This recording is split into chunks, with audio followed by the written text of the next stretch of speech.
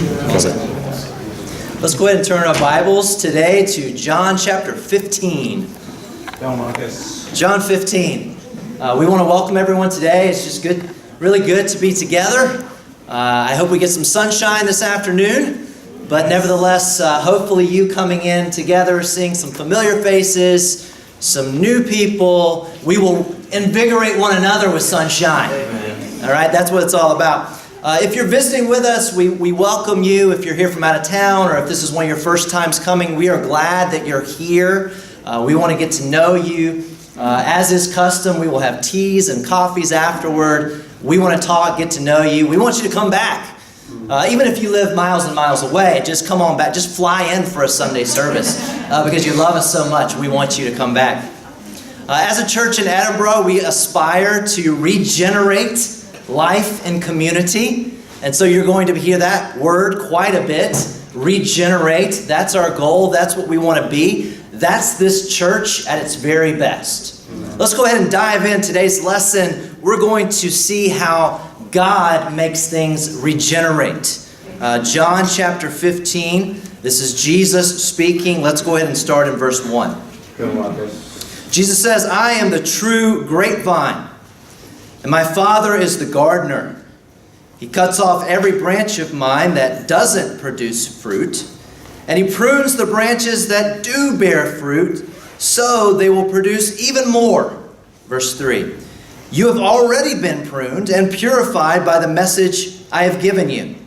Remain in me, and I will remain in you.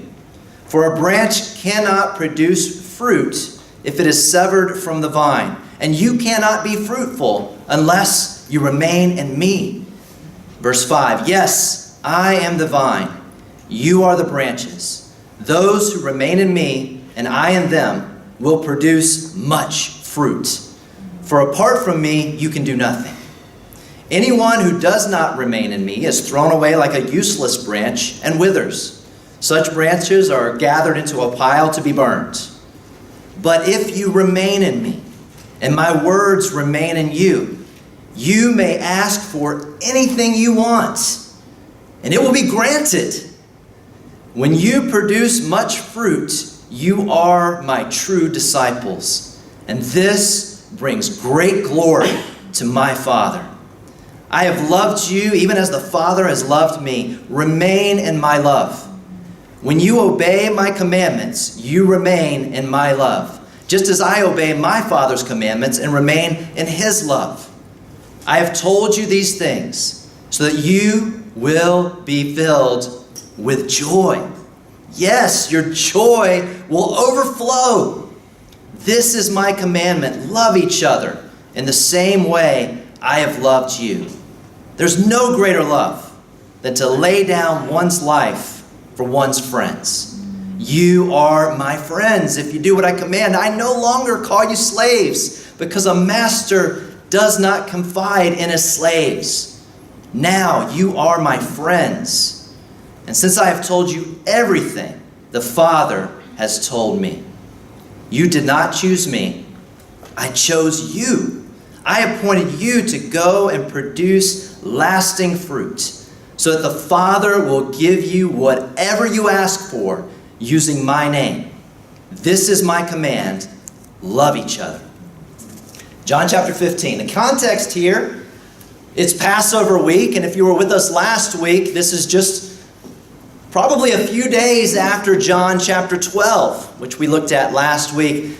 It's the last week of Jesus' life, and it's actually the last night of his life. He soon will be arrested. So Jesus gets the boys together.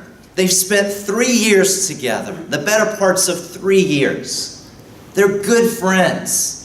They've been through the ups and downs together. Well, Jesus gathers them and he tells them again, "I'm leaving.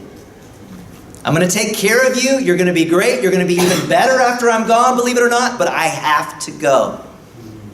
And it's going to look bad.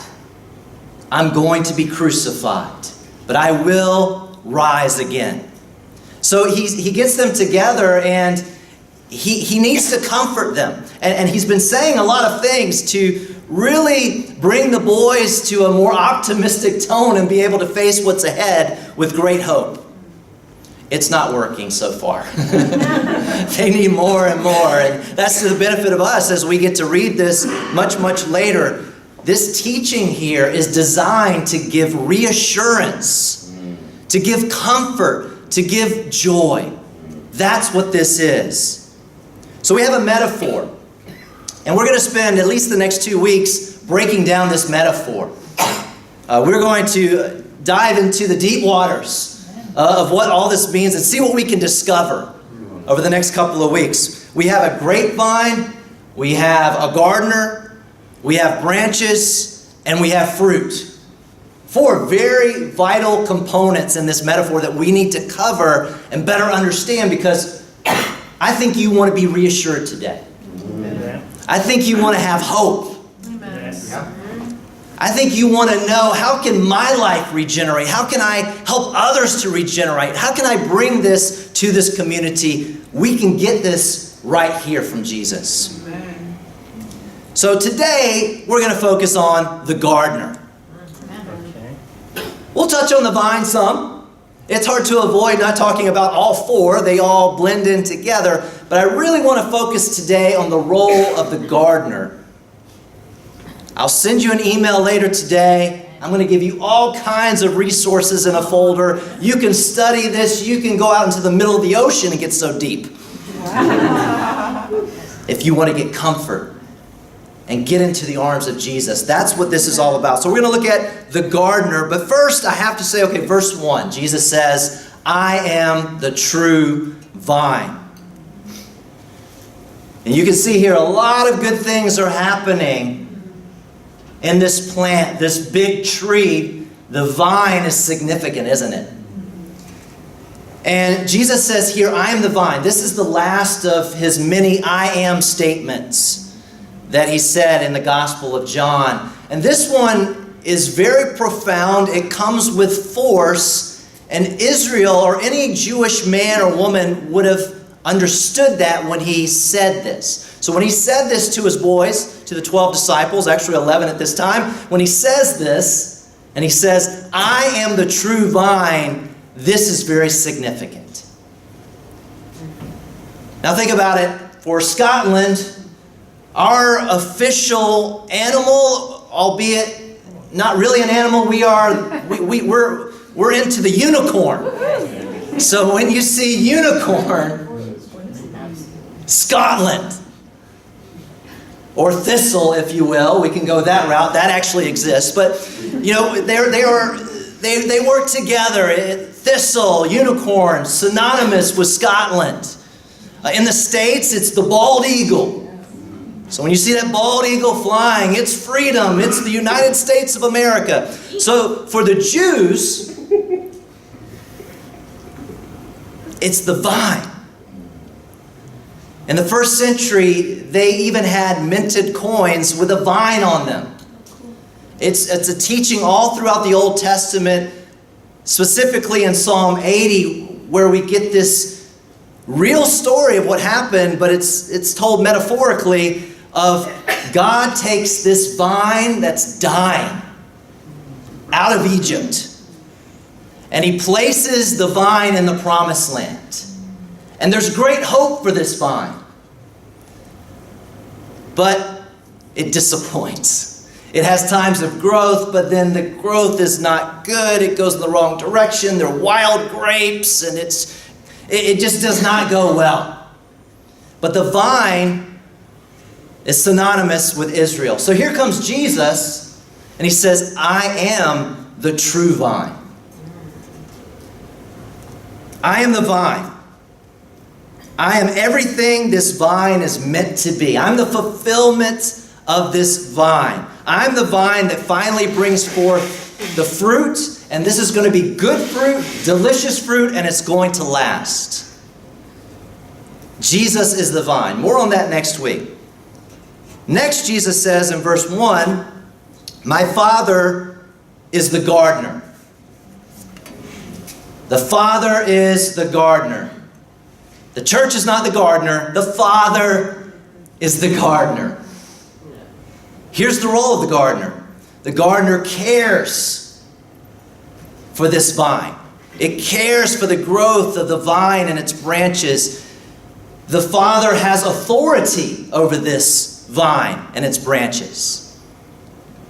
Verse 2, the gardener cuts off every branch of mine that does not produce fruit, and he prunes the branches that do bear fruit. Why? So they will produce even more. And next Jesus gets personal and he speaks to the disciples and he says, you have already been pruned. And they're like, oh, okay, good. All right. You've already been pruned, guys. See, he's comforting them. Amen. You've already been pruned. You've been made clean by the word, by the message I've given you, by my teachings. That you've embraced them, that you're going to hold to the teachings. You're committed to doing this, but the implication is, as you keep reading, the pruning will continue. So the gardener stays close to the plant. The gardener knows the plant. The gardener has seen those branches on the vine long before they were even budding. He watches over it. The gardener dreams for the plant's growth. He sees the future. He sees everything that these branches can be that are attached to the vine. Now the reality is the gardener also clears off the dead wood. That's going to happen. He needs to clear the way. He needs to get in there, and it needs to be the branches that are not superficial, but the ones that are serious. He gives it plenty of time to see what happens, but he does need to make way for other branches to grow and get rid of the dead wood. That's inevitable. And this word prune, it literally means to trim clean. To trim clean. So what the gardener does is he prunes or he trims clean not the unproductive branches or the ones that no one wants around. He actually trims clean and prunes the branches that are bearing fruit. The branches that are growing and thriving, the branches that best represent the life that's going on in the vine, those are the ones that get further purified so they can produce even more fruits. Amen. So the branches that are doing really well, those are the ones that get the knife. Great. That's the irony here. Yay. So the reality too, Jesus, it's comforting, but at the same time, Jesus is giving us reality. He's saying, you cannot escape. If you're a fruit-bearing branch, you cannot escape the knife. Pruning is coming. So you have to go back to the question, and you look at this picture, it's not very impressive, is it? And, I'm thinking, okay, well, why does the gardener do this? What is he doing? Why is he doing this? Because to the untrained eye, if I just put this picture up here, and if you were like me and you knew nothing about gardening, you're like, this is pretty cruel. This is wasteful. There are actually some good branches growing here, and you're just going to cut it down and make it ugly? So wasteful, so cruel. And why shorten these branches when they're doing so well? It's counterintuitive for most of us. So in order for these fruit-bearing branches to actually grow more fruit, the gardener must trim it clean. So be encouraged. If you're starting to build bridges to your own life here, be encouraged. That's what Jesus is doing. This is not a threat passage. This is an encouragement passage to men who really needed it at the moment. He's not sugarcoating anything, but he's just saying, hey, here's the reality. You're doing great, but God's going to work on you some more so you can do even better. Amen. With the goal of you becoming more and more like the vine, ever increasing glory to be like the gardener's son. So the gardener prunes his best branches. So what does that mean? He makes the fruit-filled branches ugly again. And it's a process. This is not impressive. But what the gardener's trying to do, he is trimming them clean. He is pruning the branches in order that they can unleash their full potential of fruit. Amen. God sees a bigger picture. God is the regenerator. Amen. God brings back life, and he makes that life even better. I know how to mow grass. I am not a gardener. And I remember our first house that we rented, the house that we rented just before we moved here to Scotland, Amy did some gardening. I was along for the ride. And Amy's good at this. She's been well trained. Her dad is a Harvard-educated landscape architect. Wow. Right? And so she's been around this all of her life. And, we put out our first plants about 5 years ago, and all kinds of different little trees and shrubs and flowers, and they start to grow, and everything's looking great. And then I walk outside one day, and Amy has these pruning clippers. I'm like, what are you doing? Everything was growing so big, and it was growing all over the place, and she had cut them down bald. And I was like, what are you... I love you, and I mostly trust you. What have you done? The color is gone from our front lawn. It looks so different. And I was nervous. This doesn't seem to make sense. Why do we have to look like this? But it's all part of the process. So because when it comes back, it's even better.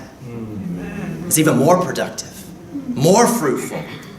You see, the gardener knows what's best. The Gardner family's loving this message, by the way. What a great surname for today. But the gardener does know best. The gardener knows what the branches don't know about themselves. Because a branch is just a branch. And think about what happens. You've seen it. I've had to train my eye to look for it now, but if you don't prune, what happens? The plants, they begin to, if you had a vine and you had these branches, they begin to grow into themselves. They grow inward. They even find ways to block their own light. They get into a tangled mess. And you will get perhaps even lots of fruit, but it's not good tasting fruit. But if you trim, if you cut it clean, you're going to get fruit that will last. And that's the goal here. That's what the gardener knows that often we do not. The pruning helps these branches grow in the right direction. It helps the branches not continue to waste energy on the wrong things. They're just growing all over the place, using up lots of energy, wearing down the rest of the plant and the other branches. It's just, and God knows better. He's like, why are you exhausting yourself? Let me cut. Let me cut so you can grow right. Let me get a hold of your branches so you can become your true self of how I designed you. So you can become everything I've meant for you to be. I believe in you. Let me cut you. That's what the gardener's doing. You see, the health of a branch is directly proportional to its pruning. So the only way, this is nature, this is God, this is the gardener, the only way to have delicious, healthy fruit is by pruning on a regular basis. Now, for winemakers all around the world, this is serious business. And we're going to show a video in just a moment. We can prepare for that. But you'll see these men and women that work in these vineyards, the ones that own them and potentially make millions of dollars on wine and selling this wine. This is an exact science to them, the pruning. And they'll tell you, and you'll see in the video, it's the most important thing they do. I mean, there's many important things in the process, but the pruning you cannot skip. And it is a science, and there's so many different ways to do it, nuances. It's very, very important. So to better understand God's role as the gardener, I hope this video helps. As you watch it, think about God and think about what these real life gardeners are doing, these pruners, and pay close attention. I want to see what you think, get some of your quick reactions after we watch this video.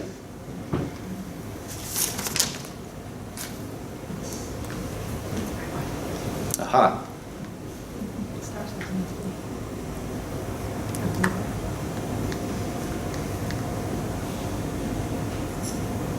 Pregnant pause.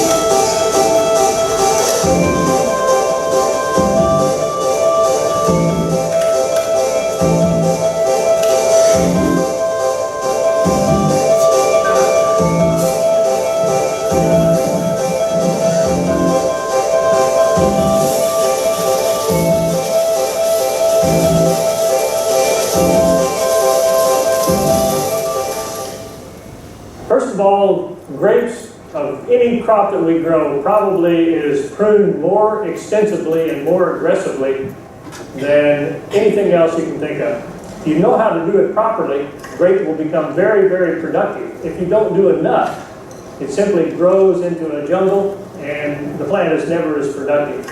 All you need to do to prune them would just be a pair of small hand pruners.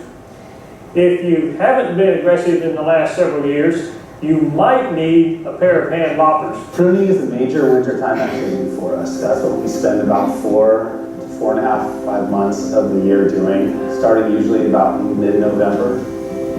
So pruning is all about fine vigor and crop size. You need to leave enough wood out there, enough buds, that you have evenly vigorous vine across the field, but you don't want to leave so much wood out there that there's a crop that the vine can't ripen.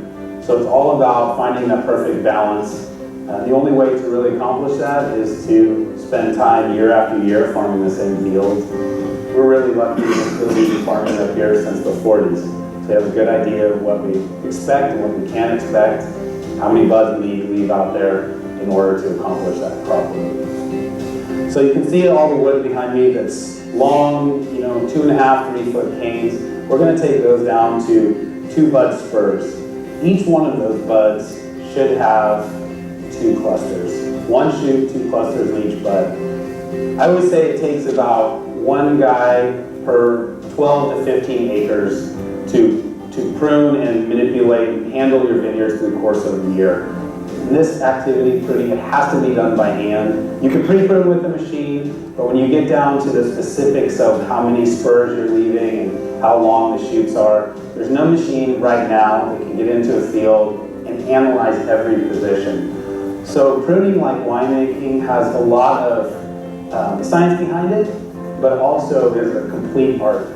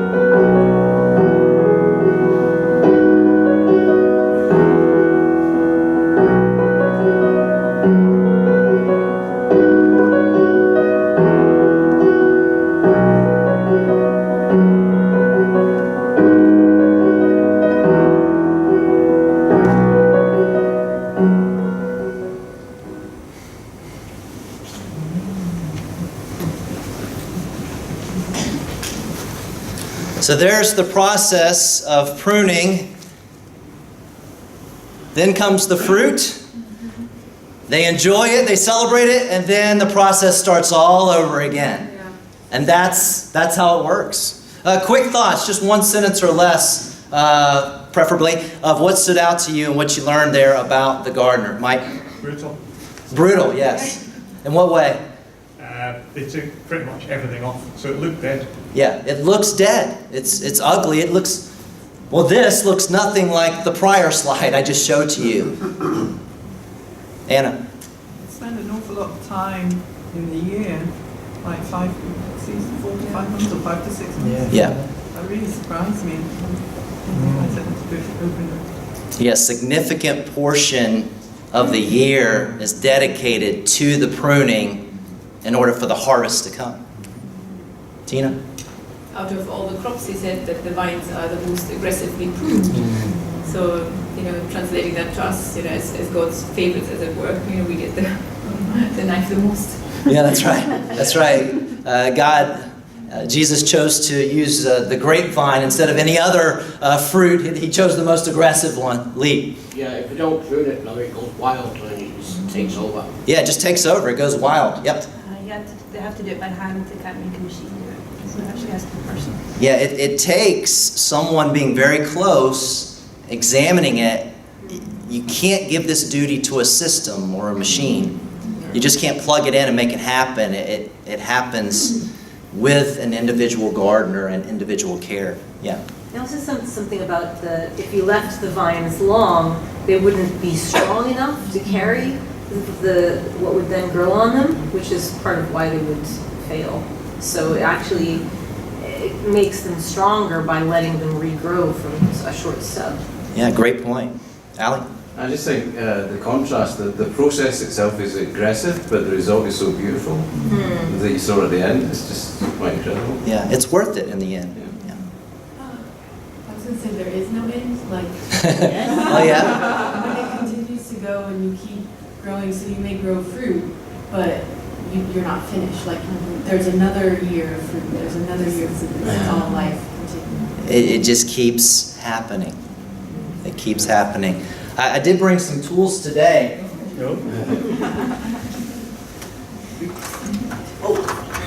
So,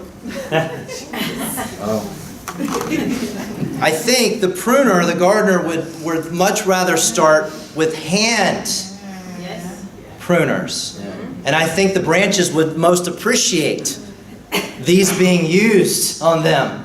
This is what you use for maintenance and just the continual pruning. Then you may have to get some special tools if something in there's just gotten way too thick and you need to cut it off.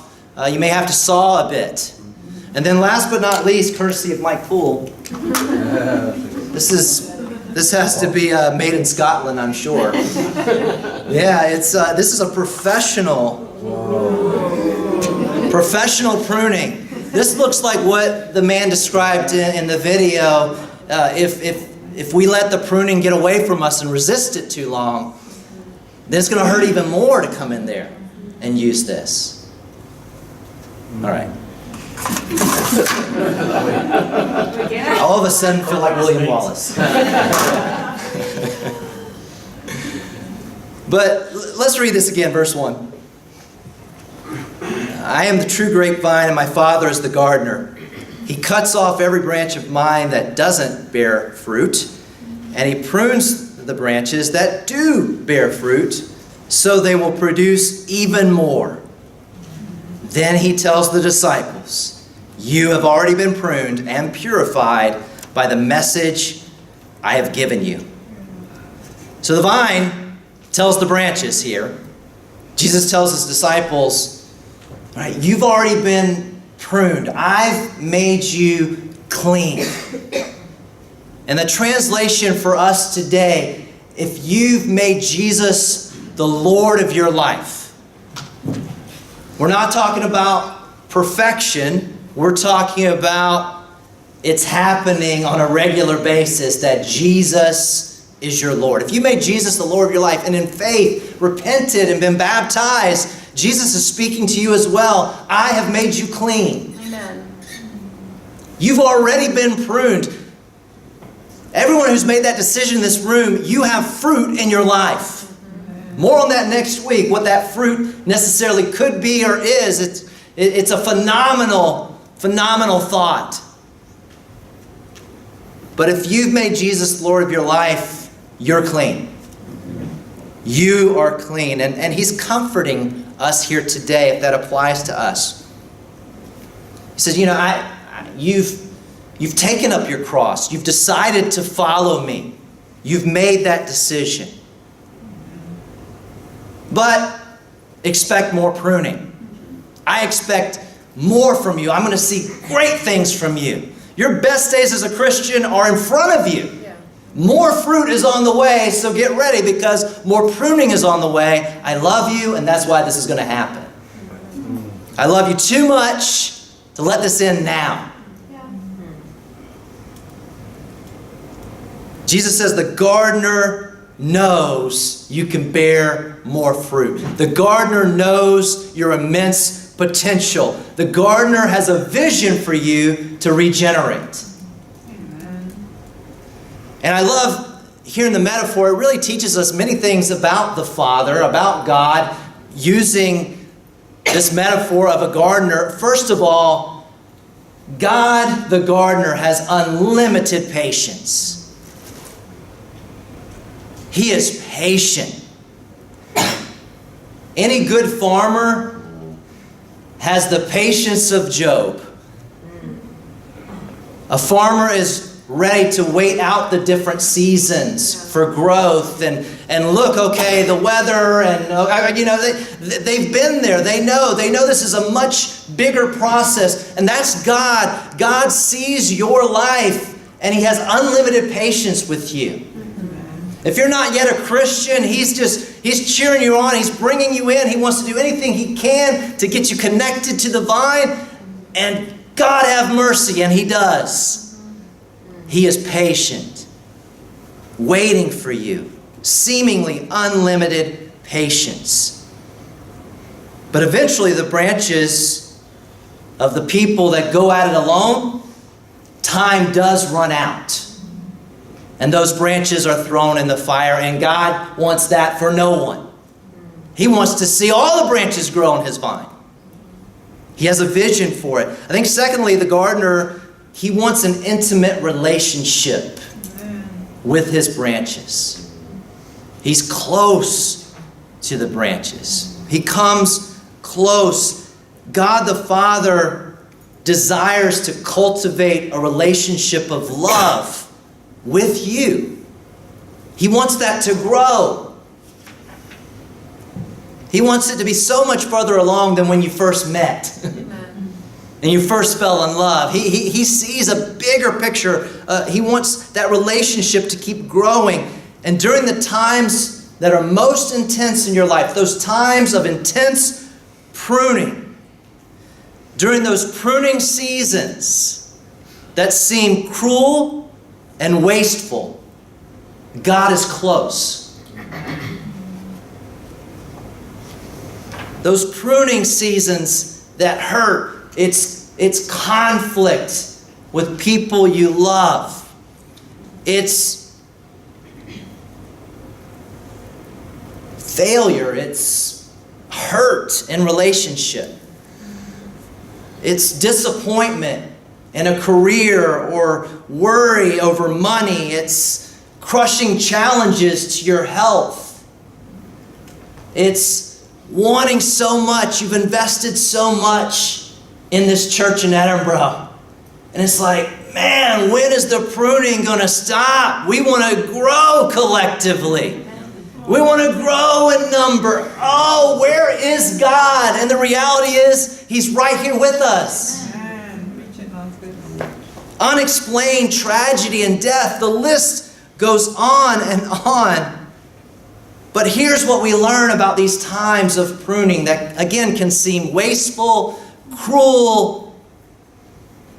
God believes you are already fruitful. Amen. He's just setting you up for more. Amen. He's not done with you yet. This is only the beginning. As was said, it's not the end. It just keeps on going. God knows that He can, with pruning of you, He can unleash this bounty of fruit that you can't even fathom. And if God told you now what the fruit is that's coming in your life, you would not even believe it. But the forces of evil will lie to you. And they'll tell you, they tell me, life is hard. I have nothing left to give. I'm out of energy. I need my boundaries. I can't extend anymore. I hear the voices, God, where is He? He's far away. Or a voice may tell you, your God is punishing you. And then so you just spend all this time trying to figure out, well, what did I do wrong and why am I being punished? What did the church do wrong and why are we being punished? Or bad things are happening and someone said, well, maybe your God doesn't even exist. But here's the truth. Those are lies, by the way. Those are complete lies. Don't believe the lies. The truth is the gardener is never closer to you than when he has the knife in his hand.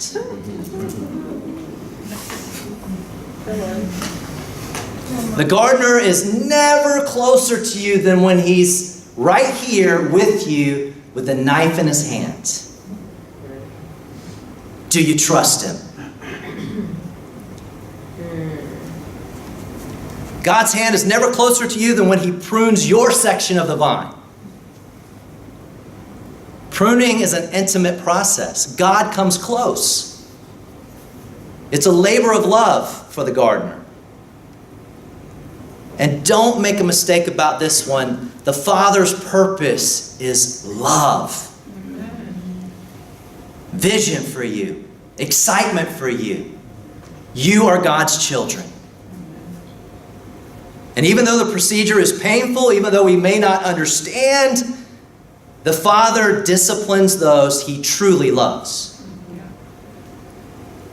Notice I didn't say this is not about God punishing you and trying to figure out what you did wrong. Instead, your Heavenly Father hungers for more fruit from your vine, from your branch. He reaches to you. In order to produce that fruit, in order for you to reach your full potential, the gardener will cut you deeper than you would have ever chosen to be cut for yourself. That's right. That's how it is with pruning. And it has to be done. And I'm sitting there, well, wouldn't I rather do it myself? Let me pick the poison here. Let me pick what needs to be pruned. But again, the truth is, if we pruned ourselves, we would never really remove what needed to go. In some way, shape, or form, the Father wants to prune you, and He's pruning you right now. Shake your head, say amen if you feel like you're being pruned, or you're like a knife is coming for you. Well, God is with you. God is close. God is close. I know this is counterintuitive. This is the upside down kingdom of heaven. God is with you and He wants more for you. He has a vision for your growth, a vision for the growth of this church. And when we allow the gardener to prune us clean, when God cuts away the extra growth that maybe we thought should stay there, when He prunes you well, like in this picture, and what He's doing is He's leaving just a little more of you than the vine. There's just a little more here than simply the vine when the gardener's done. But what happens is the more of you that's pruned, the more you begin to look like the vine. And you get stronger. You grow. The more Christ is in your life. It's pruning from God's loving hand. That's what's going to take you from one degree of glory to the next in the image of your brother Jesus. And it's glorious. We get to experience that glory, but the greater glory goes to the Father. Make no mistake about that. It says in verse 8, when you produce much fruit, you are my true disciples. This brings not just glory, great glory to the Father. And, if you're thinking back to the video, I don't really see the vine branches when, as the grapes come and we get the harvest and all the fruit. It's not like the vine branches are going, look what I did! Woo! Now they shine, and they look very glorious, but the glory goes to the owner of the vineyard. Yes. He's the one that's going to get the big bucks. She's the one that's going to get the money. It's all coming in. The workers, they're going to be celebrating. Look at this fruit. And there's a party. There's a celebration. This brings great glory to my Father, says Jesus. So, in the same way, when you and I submit to the pruning hand of the gardener, we will bear much fruit. But the glory must go to the Father. That's going to keep us in line. That's going to help our mindset in this. That's going to give us security. I don't know about you. I want to glorify the God who watches over me, who knit me together in my mother's womb. I want to glorify the God who's willing to get in there with me, to get his hands dirty, to lower himself just so that I can grow. I want to glorify that God that thinks my life is significant and that I can make a difference. I want to glorify that God. I want to glorify the God who, as it says in verse 16, I want to glorify the God that's ready to give me everything I ask for in the name of Jesus. That's good. So our church in Edinburgh, we aspire to regenerate life and community. But we have to remember the source of life is God. Yeah, that's right. God is the source. God is the gardener. God is the one that's pruning and taking care of us and knows what's best. It's not the church that prunes. It's not the leaders that prune. It's the gardener. It is God that prunes and makes things grow. So as human beings, we cannot force regeneration. It's our theme, but we can't force it. Sorry about that. It's still a good theme. It's still a good vision, I believe. But it takes us to God. God is the source of life. We must give God the glory. It is He alone. It's God with His divine providence, His protective care that's going to cause us each to reach our own full potential. To produce fruit again that we wouldn't even, we can't even ask it or imagine. It's immeasurably more than we could ask or imagine. God alone is the loving gardener. It's the loving Father that creates life, recreates life, and regenerates life. That's who He is. All glory to Him. Amen.